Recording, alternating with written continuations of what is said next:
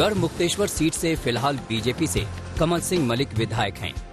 इन्होंने 2017 में अखिलेश की सरकार में राज्य मंत्री रहे मदन चौहान को हराया था। मदन चौहान ने 2002, 2007 और 2012 में इस सीट से विधायक बनने की हैट्रिक लगाई थी, लेकिन 2017 के चुनाव में वो तीसरे नंबर पर खिसक गए थे। ग्रामीण आबादी वाली इस सीट पर जाट, राजपूत, गुर्जर, जाटव और मुस्लिम आबादी का प्रभाव है।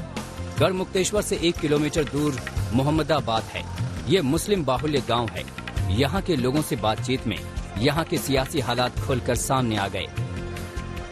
हमारे साथ विकास के मुद्दे हैं, जैसे हमारे रास्ते, सड़कें हैं जिनमें काफी गड्ढे हैं। आज तक भी कुछ काम हुआ है, लेकिन जितनी हमें उपेक्षा थी, जिस हौसले से बीजेपी को लाई थी जनता यहाँ पे और बहुत ज्यादा वोटों से यहाँ के विधायक जीते थे, उतना काम नहीं कर पाए। इस बारे में तो जी इस सरकार में तो बिल्कुल विकास हुआ ही नहीं।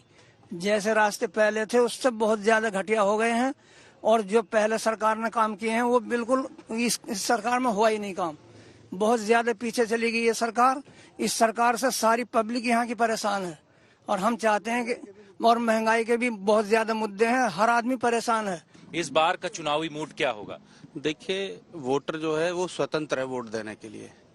हम वोट राजनीति के चक्कर में अपने भाईचारे को खत्म नहीं कर सकते, क्योंकि कोई भी नेता यहाँ आके हमारे किसी भी काम नहीं आता। क्यों हम अपने आपस में भाईचारे को खत्म करें?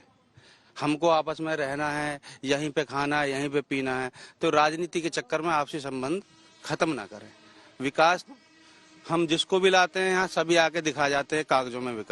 विकास जो होगा वो जमीनी स्तर पे ही होगा, जब होगा तो दिखेगा भी। बिल्कुल, विकास अगर होता है तो जमीनी स्तर पर होगा। यहाँ से हमने एक बार फिर नाव की सवारी की। 8 से 10 किलोमीटर दूर तिगरी पहुँचे, जो हापुड़ का बॉर्डर है। कानों में गीत संगीत गूंजा तो सियासी सुरताल भांपने का भी मौका मिल गया। गंगा किनारे वोटरों का हाल जानने के लिए आज तक की टीम उस जगह पर पहुंची हुई है जहां पर महिलाओं का खास तरीके का प्रतिनिधित्व है। महिला वोटर आखिर किस तरीके से यहां के बारे में सोचती हैं, क्योंकि उत्तर प्रदेश में 2022 का जो चुनाव है, इन चुनावों में महिलाओं को खास तरीके से अलग अलग राजनीतिक पार्टियां अपनी तरफ रिझाने की कोशिश कर रही हैं। ऐसे में ये महिला वोटर क्या सोचती हैं? हालांकि यहाँ पर ये गाना बजाना कर रही हैं गंगा के किनारे बैठ करके। इनसे जानते हैं कि क्या है इस बार का चुनावी मुद्दा। क्या है चुनावी मुद्दा इस बार का? भैया, इस बार का चुनावी मुद्दा भी हमारा कमल का फूल है। भाजपा की सरकार बनेगी निश्चित। पहले बनी थी कम सीटों से, अब की बात 400 सीटों से बनेगी। ये अवसर है, लोकतंत्र का पर्व हम कहते हैं, और हम भारतीय उत्सव प्रिय हैं। तो लोकतंत्र का पर्व अगर हम मना रहे हैं तो बाद में शिकायत का मौका इसने ये नहीं किया, उसने ये नहीं किया, क्या हमें देना ही नहीं चाहिए। इसमें हमें पूरे अपना मतदान जो है, हमारे पास इस समय पावर है और इस पावर का हम उपयोग करें। किसे चुने का उत्तर में हम मैं और मेरा की बजाय अगर राष्ट्र, देश और देश हित के बारे में सोचेंगे तो फिर हमें किसी को उंगली नहीं उठानी पड़ेगी कि इसने हमारे लिए ये नहीं किया, उसने। विकास की गंगा बहाने के दावे हर बार चुनाव में किए जाते हैं। क्रेडिट लेने की होड़ भी लगी रहती है, मगर आप ये जानकर हैरान रह जाएंगे कि दिल्ली से महज 100 किलोमीटर दूर यूपी के अमरोहा में ऐसे दर्जन भर गांव हैं जहां कोई अपने बेटे या बेटी की शादी करना नहीं चाहता। आजादी के 74 साल बाद भी यहां पुल नहीं बना। चकनवाला गांव के लोग अब भी नाव से नदी पार करते हैं। चुनाव से पहले अब जाकर पुल बनना शुरू हुआ है। 70 साल बाद भी ये दिल्ली से 100 किलोमीटर दूर ऐसी जगह है जहां पर अभी भी पुल नहीं है।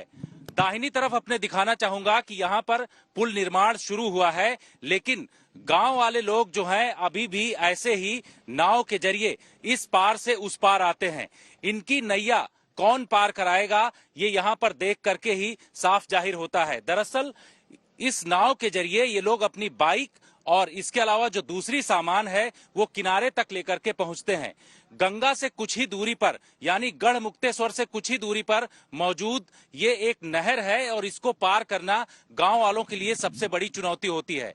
माना जा रहा है कि यहां से करीब 12 से 13 गांव उस पार हैं जहां पर ऐसी सिचुएशन बनी हुई है और सभी गांव वाले इसी नाव के जरिए इस पार से उस पार आते हैं। ना होती कोई गरीब गुरबाई कर देता है, जब देने को ना शादी भी ना होती यहाँ, और काम समारोह सब हम लोगों को सहायता करो।